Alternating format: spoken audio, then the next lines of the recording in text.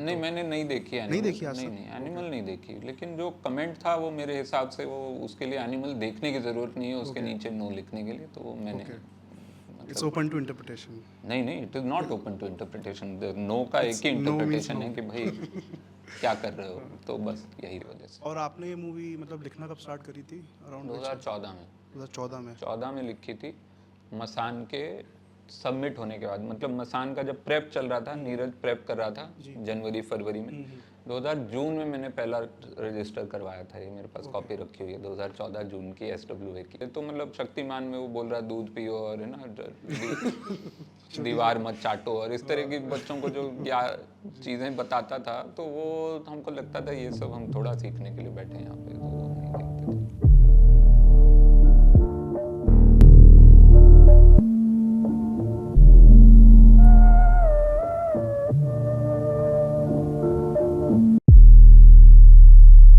Hi, this is Average Akash from Average Akash. Just some random questions with Varun Grover because I've seen the movie 4 times.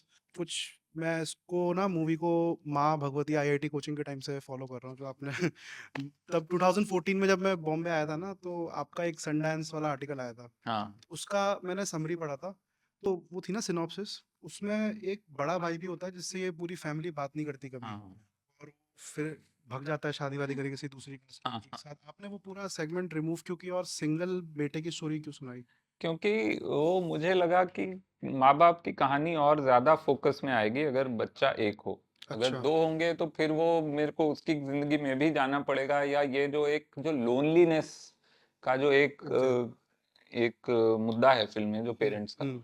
वो miss हो जाएगा, okay. और उसको मैं फिर sharp focus में नहीं ला पाऊंगा, तो वो मेरे लिए बड़ा ज़रूरी था कि माँ बाप की कहानी एक अपने आप में एक इंडिपेंडेंट चंक और बेटे की कहानी एक इंडिपेंडेंट चंक समझ में आए, और उन दोनों के कनेक्शन समझ में आए, फिर एक और बेटे से वो थोड़ा मेरे को डाइल्यूट। हाँ वो डाइल्यूट हो हो रहा रहा था कि थोड़ा क्या बोलते हैं उसको, डिस्ट्रैक्शन हो रहा था इस कहानी से, उसकी वजह से। था। और आपने ये मूवी मतलब लिखना कब स्टार्ट करी थी? Around which year? 2014 में, 2014 में? 14 में लिखी थी, मसान के सबमिट होने के बाद, मतलब मसान का जब प्रेप चल रहा था, नीरज प्रेप कर रहा था जी। जनवरी फरवरी में, 2000 जून में मैंने पहला रजिस्टर करवाया था, ये मेरे पास ओके। कॉपी रखी हुई है 2014 जून की, SWA की। और जैसे आप मसान आई थी ना तो आपका Q&A आया था दृश्यम फिल्म्स का यूट्यूब पे, हाँ तब आपने बोला था कि मैं शायद अपनी ये नेक्स्ट मूवी, हाँ, आई थिंक शायद दृश्यम के साथ आप पहले मैंने पिच की थी पिच की काफ़ी थी। जगह। हाँ, तो फिर आपको इतना जो टाइम लगा उसमें, और ये जो बाकी जो कोटा फैक्ट्री वगैरह आ गया, तो आपने पहले मूवी की स्टोरी लखनऊ में ही सेट करी थी, उसको बाद में कोटा में वो किया? नहीं नहीं, लखनऊ कोटा हमेशा से यही कहानी थी, और बट आप हमेशा तो से वैसे लखनऊ में रहते ना, तो आप मैं उसको लखनऊ में कोटा रहा क्यों था, नहीं लेकिन फिक्स मेरे किया? बहुत सारे दोस्त कोटा गए थे, और ओके। लखनऊ अपने आप में यूपी का कोटा था।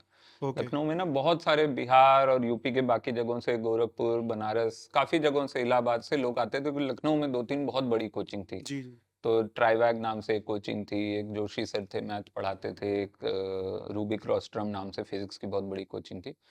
तो लखनऊ में बाहर के बहुत बच्चे आते थे, मैं उनको देखता था, मेरे साथ जी। कोचिंग में थे, हाँ। और वो बाहर के थे, तो उनकी दुनिया बड़ी हमारी दुनिया से अलग होती थी जो बाहर वाले थे। और मेरे कुछ दोस्त थे जो कोटा गए थे, जो आते थे बीच में छुट्टी में, ओके। दिवाली पे आ गए या नए साल में आ गए, तो उनसे मैं मिलता था, तो मुझे लगता था कि ये कुछ बहुत ही फैसिनेटिंग सी दुनिया है। फिर मैं कॉलेज गया तो वहाँ मेरे बहुत सारे दोस्त थे फ्रेंड्स जो तो कोटा से आए हुए जी। थे। सो उनकी दुनिया से मुझे लगा कि कोटा में एक जो कोचिंग का जो कल्चर है, और जो एक उसने जिस तरह से इंडिया को इन्फ्लुएंस किया है, इसलिए कोटा को रखना ज़रूरी था कहानी में। और लखनऊ का आपको वो फोमो नहीं हो रहा था स्टोरी से, जो आपका इतना बड़ा चंक है चाइल्डहुड का, उसमें हाँ। लखनऊ बेस्ड है, तो आपको नहीं लगा कि मैं लखनऊ हटा रहा हूँ इस मूवी में से, तो मेरा जो मौका मिलेगा मुझे पता नहीं कब वापस लखनऊ दिखाने का? नहीं वो है वो लेकिन मैं चाहता था कि एक तो वो घर से दूर जाना बड़ा ज़रूरी था ओके। कहानी में, वो फिर अगर वो लखनऊ से कहीं तो जाता, वो या कानपुर जाता या हम्म। कहीं जाता, लेकिन दूर वो डिस्टेंस बड़ा ज़रूरी था कहानी में, ओके। पेरेंट्स और बच्चे के बीच में, तो वो और ये फिजिकल डिस्टेंस। वही आपका 97 के अराउंड सेट है जैसे मूवी, तो आपकी भी एज उसी टाइम पे? एग्जैक्टली मैं 97 में मैं 17 साल का 17, था। 1980 बॉर्न, राइट? हाँ, तो ओके। मैं ठीक 17 साल का था, तो उसी समय मैंने कहानी रखी, और 17 साल की उम्र में जो मुझे जो चीज़ें याद थी वो सारी मैंने इस कहानी में। अगर विवेक जो मेन प्रोटैगनिस्ट है हमारा, वो आप वो कितना ऑटोबायोग्राफिकल है, और उसके अलावा आपका फेवरेट कैरेक्टर कौन है, और विवेक है कि कोई और है? कोई भी कहानी मुझे लगता है, मैं मानता हूँ हर कहानी जो है 100% ट्रूथ, 100% फिक्शनलाइज्ड होता है। जी। तो इसमें भी वही है कि पूरा सच है, मतलब विवेक इमोशनली तो बहुत क्लोज है मेरे हुँ। से। इंसिडेंट्स वाइज बहुत सारी चीजें हैं जो कहीं से किसी और की कहानी मैंने उसमें डाल दी है, किसी और का इवेंट उसमें डाल दिया है, लेकिन इमोशनली बहुत क्लोज हूँ मैं विवेक के। अगर सिर्फ ये कि मेरा कितना हिस्सा है उसमें, उसके अलावा कौन सा कैरेक्टर मुझे सबसे ज़्यादा पसंद है, मुझे बुंदेला मैडम बहुत पसंद है एज अ कैरेक्टर फिल्म में। और फादर का कैरेक्टर बहुत ज़्यादा पसंद है। जो फादर का जो एक कॉम्प्लेक्स है ना, जो लाइफ में कि वो कुछ कर नहीं पाए हैं और वो और उनको कोई भी दबा के चला जाता है और कोई भी उनको फॉर ग्रांटेड लेता है और छोटी-छोटी चीज़ों का बड़ा उनको भुगतान करना पड़ता है। That character I feel is a representative of a lot of people I know, lot of fathers I know. और वो एक पूरी एक जनरेशन रही जो मेरे ख्याल से जो 70s वाले जो लोग थे, जो 70s में ग्रेजुएट हुए और या 60s में, लेट 60s में ग्रेजुएट हुए और उसके बाद जो वो सरकारी नौकरी में गए और सरकारी नौकरी का एक सपना था कि एक आराम की ज़िंदगी होती है, वो आराम किस कॉस्ट पे मिलता है वो नहीं पता था उस जनरेशन को। उनके लिए ये था कि सरकारी नौकरी इज़ द बिगेस्ट अचीवमेंट, जो उसके बाद फिर आईआईटी इज़ द बिगेस्ट या अचीवमेंट हो गया हमारी ओके। जनरेशन में। और उसी जनरेशन ने जो सरकारी नौकरी को महान मानती थी, वो उनमें से कोई नहीं चाहता था कि हमारा बच्चा सरकारी नौकरी में जाए।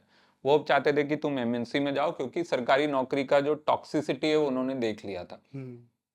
उनको लगता था अब इससे निकाल के हमको ये कहीं एक ऐसी वाली नौकरी में पहुंच जाए और हमको भी वहां पहुंचा दे जहां पे हम घर में कार हो और वो बरमूडा चप्पल पहन के ऑफिस जाए और हम सबको ब्रैग करें। So that thing I wanted to represent and through this character, and that's why I feel सबसे ज्यादा कॉम्प्लेक्स कैरेक्टर फिल्म में आर के सिंह का है। पापा और इसलिए वो मुझे, और वो शशि भूषण ने बहुत ही कमाल बहुत किया है, तो वो मुझे बहुत अच्छा लगा कुमुद कि मिश्रा के भाई लगते हो किसी-किसी एंगल से अगर देखो ना। हाँ, वो काफी उनकी ना आवाज बड़ी मिलती है, बाकी जैसे मुझे नहीं खटाना भाई थे ना रॉकस्टार में, कुछ वैसी एनर्जी है उनकी, अगर वो सब हटा दो तो। हाँ। बाकी अच्छा। आपने एक उसमें एक फार्गो का बॉक्स रहता है, जब वो लिखा हुआ होता है, वो जस्ट फार्गो रेफरेंस है कि कुछ फार्गो के बॉक्सेस आते थे पहले एक्चुअल में? वो सच में वो हमने बनाया नहीं है, वो हमको अच्छा, बनाया मिला नहीं था। है? वो हमको मिला था एक जगह। अच्छा, प्रोडक्शन में। वो हमको मिला, हमने रख लिया क्योंकि वो मुझे बहुत पसंद है। तो इस तरह से 3-4 चीज़ें हैं जो मेरी पसंद की हैं, जो मैंने डाली हुई हैं फ़िल्म में। जो हमने बनाया है, हमने वो जो नोटबुक, जो उसकी रफ़ नोटबुक है, उसपे ओप्पो नोटबुक्स लिखा है, एपीयू। हाँ। तो वो मैं हमने ऐसे ही रेफ़रेंस डाला, ओप्पो नोटबुक्स। फ़ार्गो का बॉक्स है। जो बियर की बॉटल है, जो ब्लर करनी पड़ी सेंसर बोर्ड की वजह से, लेकिन उसपे शाइनिंग लिखा हुआ है। तो वो शाइनिंग है हाँ, बियर का नाम। ट्रू। तो इस और जो तरह से डक छोटे आईआईटी हो गया था, वो आपने एक अल्टरनेट वर्ज़न शूट कर लिया था डक वाला कि नहीं, वो नहीं, उसमें वो आ जाता? वीएफएक्स में करना पड़ा क्योंकि ओह! सेंसर बोर्ड ने बोला कि भई फ़क नहीं आप डाल सकते, बच्चों को पता ही नहीं है। उनको लगा कि ये बच्चे इस फ़िल्म से सीख जाएँगे फ़क बोलना, और फिर हाँ। वो बाहर जाके सबको फ़क फ़क बोलेंगे, फिर वो पूछेगा कहाँ हुँ। से सीखा? तो बोलेंगे हमने ये फ़िल्म देखी थी। तो फिर कोई सेंसर बोर्ड को फ़ोन करेगा कि ये आपने क्या कर दिया देश के साथ? तो इसलिए उन्होंने बोला हटा दो, तो हमने हटा दिया, अब क्या करें? अच्छा, ओके।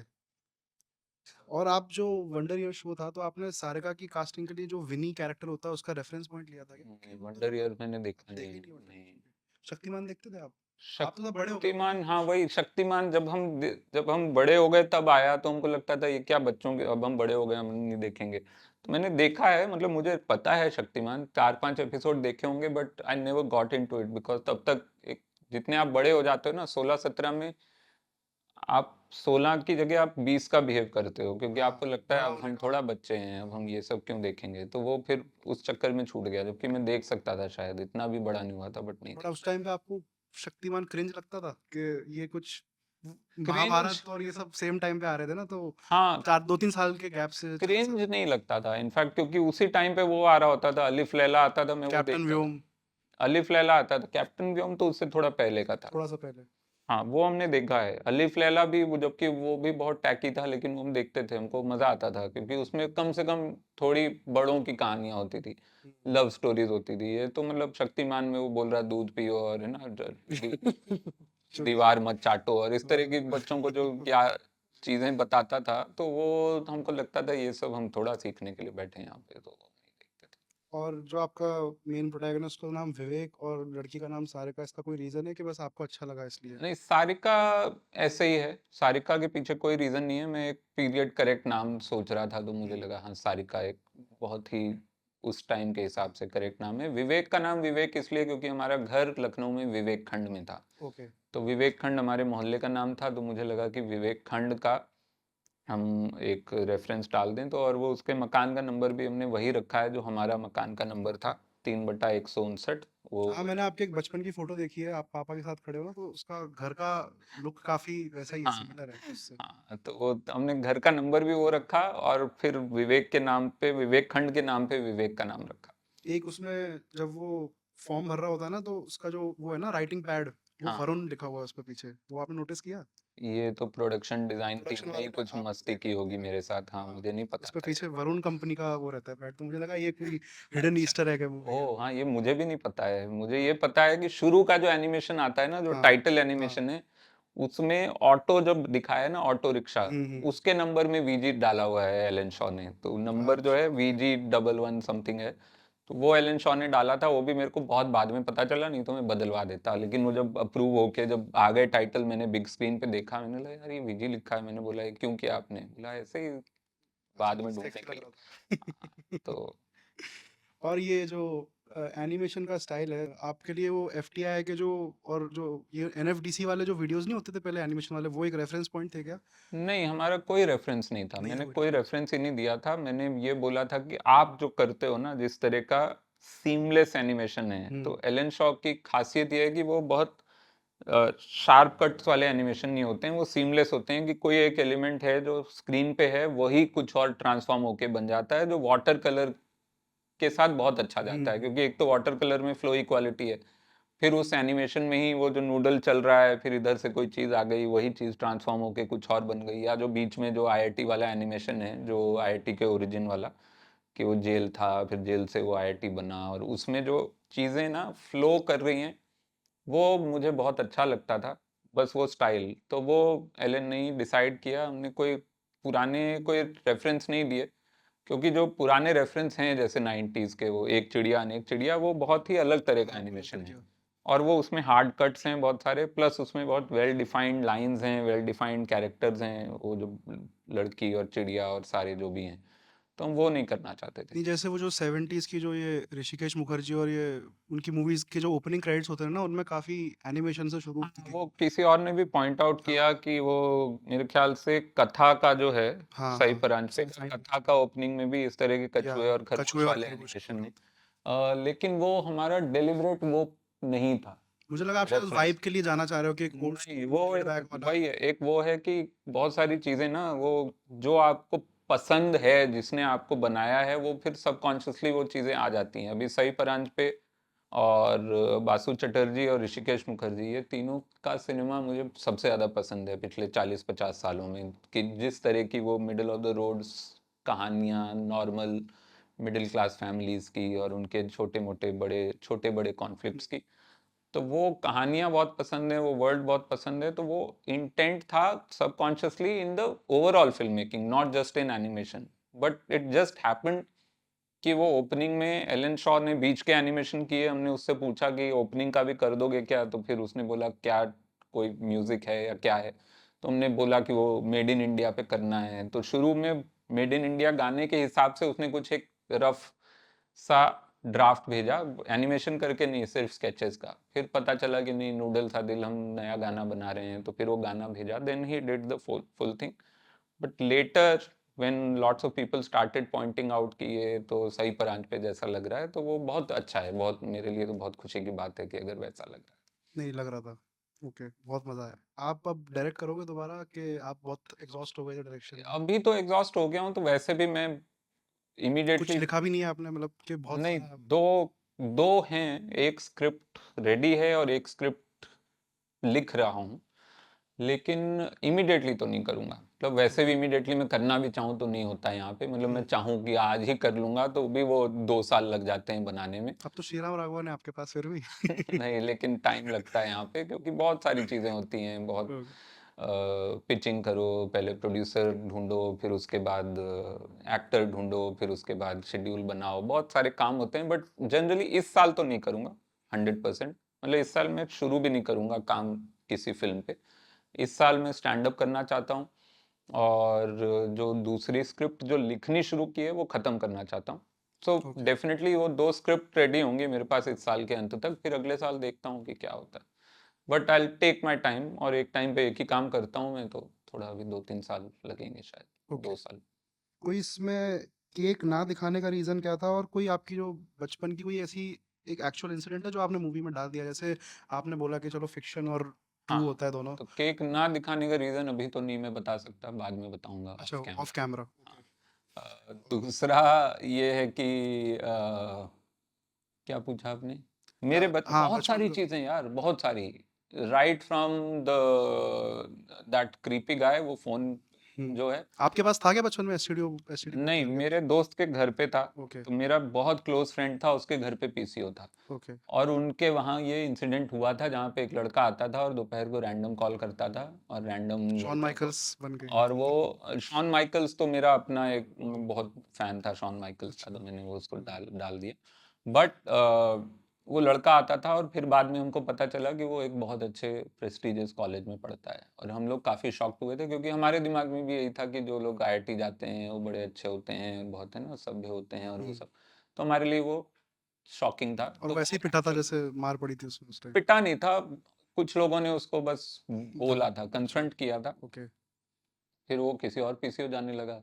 तो वो ओके, ऐसा मतलब नहीं था। सिलसिला खत्म नहीं नहीं, वो ओके। तो दिखता था हमको, वो हुँ, पता चला उस पीसीओ से कर रहा है, फिर उस पीसीओ से कर रहा है, वो पूरे वो गोमती नगर में वो घूम घूम के यही कर रहा होता था। उसने लाइफ़ में कुछ किया मतलब अच्छे कॉलेज जाने के बाद कि वो बस पता नहीं नहीं मुझे, पता कुछ? उसके बाद तो आई लॉस्ट, मतलब कुछ नहीं पता। उसके बाद मैं खुद कॉलेज चला गया, तो उस समय मैं जब लखनऊ में था, 16-17, मतलब 96-97 की बात होगी कि हमको पता चला एक लड़का जो है।